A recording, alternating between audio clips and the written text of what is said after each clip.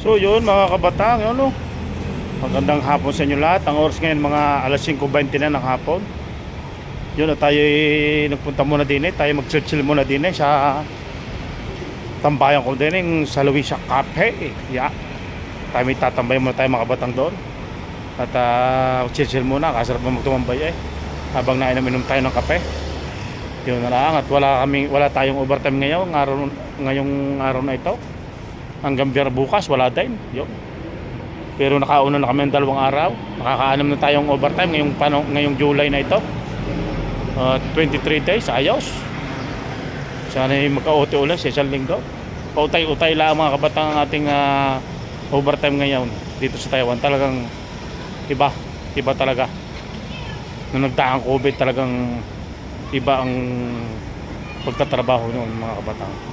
So magmuni-muni mo din sa Luisa Cafe, yung tambayan ka. Kasarap din tumambay mga kabatang. So yun, tara. Yan. Tayo muna itatambay din mga kabatang. Makapag-aliw-aliw naman ang pag-iisip. Luisa Cafe, dito tayo. Order muna tayo dito. Yan o, Luisa Cafe. Yan, Luisa Cafe. Yan, mga kabatang. Dito tayo. Pasok tayo sa loob, karaming tao. Karaming tao. So yan mga kabatang, yung kape natin. Yan, Luisa Coffee.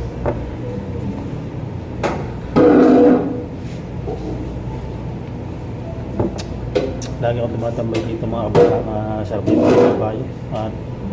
At libre wifi dito. Pagka minom ka ng kape, libre wifi. Kung wala kang load ng wifi sa iyong cellphone, dito libre wifi ka. Kaya maganda. Kaso bibili ka lang ng kape. So yung magandang update tayo sa channel natin yun. Kumusta ang lahat? Yan. Tayo ay update lang natin channel natin. Wala tayong ganong magawa ngayong araw na ito. Wala din yung overtime yan. May naglilinis pa din sa likod. Yung crew din yung kaganda mo ng ambience din sa loob talaga na may marirelax din kalamig-lamig pa. Meron may ma-order ka dito na ice coffee, pero hindi ice coffee ang in-order ko. Talagang yung natural na coffee ang in-order ko. Kahit sa labas yung mainit, pero dito naman sa loob malamig. So yun nga po mga kabatang yan. Mahina lang ating boses ngayon dito. Gawa ng bawal ang malakas ang boses. Ayaw kasi ng mga chikwan na maingay. Ako lang kasi napunta ditong Pilipino. Pagkakaala ko kasi ako lang lagi ang nandito Wala akong nakikita ng Pilipino na pasok dito sa Luisa Cafe na punta dito. Yun. Talagang wala, chill lang muna tayo dito. Maaga pa matagal pa gabi. Siyempre tambay muna tayo dito sa kapehang ito. Magmuni-muni baga. Pastrap mo ng kape Talagang nga ang medyo mahal nga, pero solve na solve ka sa kape. So yun nga po mga kabatang, 8 months na lang tayo dito sa Taiwan mga kabatang. At matatamo na natin ang 12 years dito sa Taiwan. Sa pinagsamahan natin dito sa Taiwan yan mga kabatang. Talagang saglit lang ang 12 years. Parang ang pagkakaalam ko mga 3 years lang dito sa Taiwan pagkakaalam ko sa bilis ng panahon. Yan nga, may kwento ko mga kabatang dito sa Taiwan. Next year tataas na naman yung sahod. Hindi ko lang alam kung magkano, basta lagi nataas itong taon. So yung mga nag-a-apply din mga kabatang sa Pilipinas, talagang nung ako nag-a-apply mga kabatang, mahirap talaga mag-apply. Hindi mo malalaman kung matatanggap o hindi. Kasi marami kang mga kalaban, talagang mga college level ang iyong mga kalaban diyan. Tapos ng 4 years course. Kaya ako hindi man ako nakapag-aral ng ganyang 4 years course. High school lang yung natapos ko. So, sa akin, kaya ko, pagkakaalam ko, kaya ko natanggap gawa ng experience ko na rin sa pagtatrabaho dyan sa Pilipinas. Kaya siguro natanggap ako sa dami na pag-applyan ko na passport, mga sa mga industrial park yan, mga factory worker dyan sa Pilipinas, nakapag-apply na ko niyan. Galing din ako sa factory worker ng Johnson & Johnson, yung paggawa ng mga plastic. Yan, galing ako sa Mandaluyong. Yan. Galing ako ng may kwento ko nga pala yung kauna akong trabaho diyan sa Marikina. Diyan sa kapatid ko, sa mga kapatid ko, diyan sa Marikina, si Ate Maribe. At shoutout din po sa aking asawa at anak, ang asawa ko, Awis Rodriguez at saka si Sian at Samian. Shoutout sa inyo. Bali, first trabaho ko dyan sa Marikina. Service crew sa Tropical Hot Hamburger yan. Bali, 4 hours lang ako doon tatrabaho, service crew ko doon.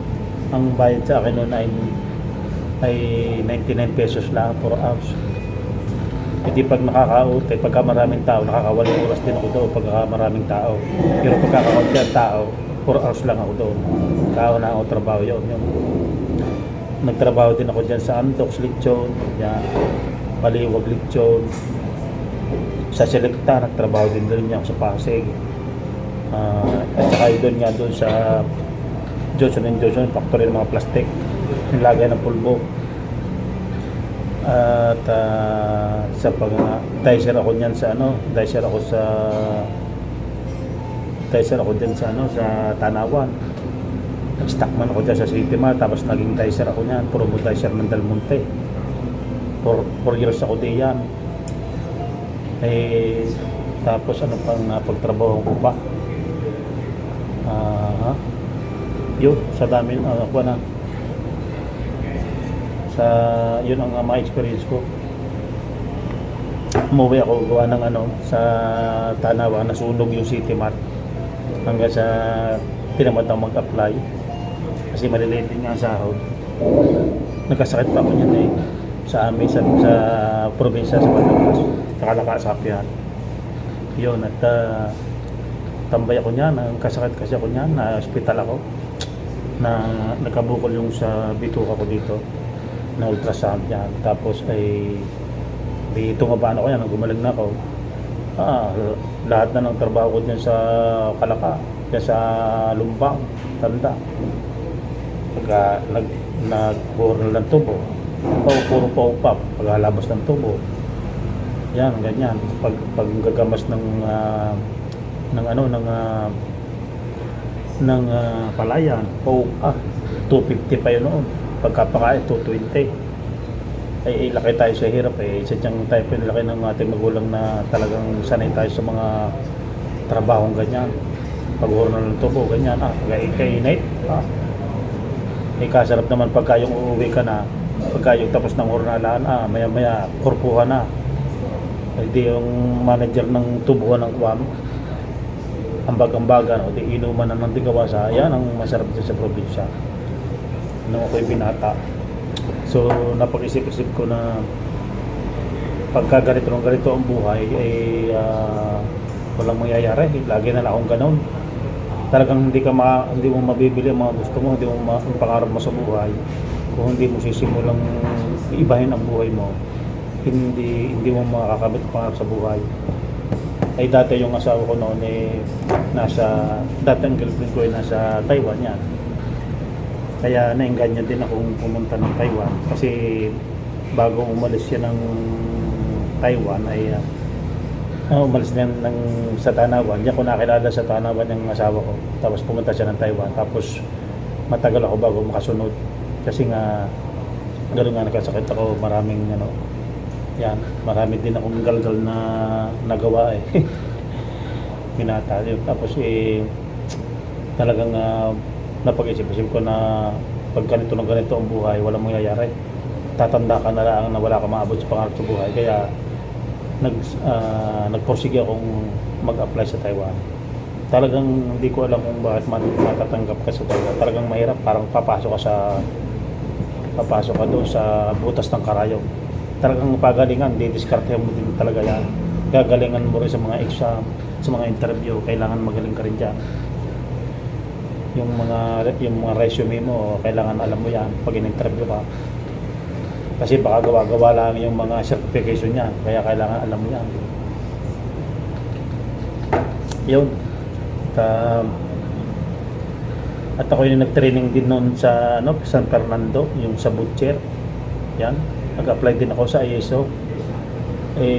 Wala, dito tayo sinunod sa Taiwan. Nung nag-message sa akin yung ISO, yung papuntang Canada butcher, nandito na ako sa Taiwan. Kaya sabi ko, hindi akin yan, dito ako sa Taiwan. So sa awa naman ng Diyos ngayon ay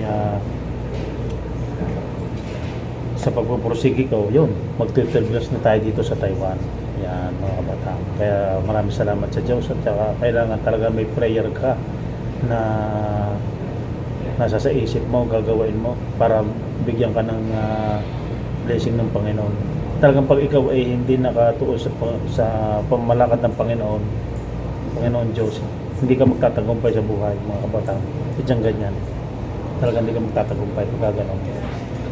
Wala. Kailangan ikaw ay nakatuon sa posisyon ng Panginoon para makamit mo ang pangarap sa buhay. Yan lang ang tanging para makamit mo yung pangarap mo sa buhay. Kasi pag hindi mo, pag ang iyong pag-iisip at damdamin mo ay hindi nakatuon sa Panginoon at hindi at mali yung pamamalakad mo at hindi naaayon sa utos ng Panginoon ang ginagawa mo, hindi ka bibigyan ng blessing ng Panginoon. Kasi kaya nasasabi ko yan, sa dami ko na nagawang mga kalukuhan, galgal ako. Talagang ikaw ay matututo para tumatag ang iyong pag-iisip ng mga magiging kumbaga ay survivor ka. Parang tinitraining ka ng Panginoon kailangan maging matatag ka at kailangan pag titraining ka parang nagawa kang mali. Ako maraming nagawang mali sa buhay. Talagang binata tayo ganyan eh. Siyempre para maging matatag parang bibigyan ka ng pagsubok ng Panginoon sa buhay. Yun at yun nagagamit mo para maging matatag ka at makikilala mo ang Panginoon Diyos. Kaya yun. Talagang ako lang nagsasabi talaga. Pagiging kaya pag gusto mong makamit ng Panginoon sa buhay, unahin mo ang Panginoong Diyos. At lahat ng gawain mo, ibigay mo sa Kanya. Talagang ikaw ay yung pangarap mo sa buhay, makakamit mo. Talagang ako na magsasabi. Panoorin yung mga vlog ko. Pag ako umuwi ng Pilipinas, nakikita ninyo, ako dati walang-wala sa awa ng Diyos talagang. Hindi lang sa pagmumiyabang. Kung ako'y nandun lang sa Pilipinas, hindi ako nag-ibang pag-iisip ko. Hindi ako yung pangarap ko sa buhay ay hindi ko magagawa. Dahil kaya nagawa ko yung pangarap ko sa buhay na yan, dahil lumapit ako sa Panginoon Diyos para makamit ko ang pangarap sa buhay. Yan talaga ang sandata mo. Lumapit ka sa Panginoon para yung pangarap mo sa buhay makamit mo. So yun, kape muna tayo mga kabataan. Yun, at update lang tayo sa channel natin yun. Sarap ng kape yun. So maraming salamat sa inyong panonood mga kabatang. Sana nabigyan ko kayo ng konting kaalaman at dito sa Taiwan at saka yung tungkol sa buhay-buhay yun. Sana may natutunan kayo sa aking buhay nang dati pa ako walang-wala. Pero okay lang ako, okay lang naman ang buhay namin, hindi naman mayaman. Basta ako mahalaga lang sa akin yung naiba ang buhay at saka wala pang mga sakit, yan. Yun lang naman hinihiling ko sa Panginoon yung maiba ang buhay ko, maiba ang buhay ng pamilya. Yung makaangat-angat ba sa hirap ng buhay. Talagang maraming salamat Panginoong Diyos. Talagang doon magpapasalamat. Yan, talagang yan sa mga magulang ko, mga kapatid ko, lahat na. Basta laging nasa presensya kayo ng Panginoong Diyos. Kung kayo gagawa ng anumang bagay, ibigay mo sa Kanya at matutupad yung pangarap sa buhay. So maraming salamat mga batang sa inyong panonood. God bless po sa lahat.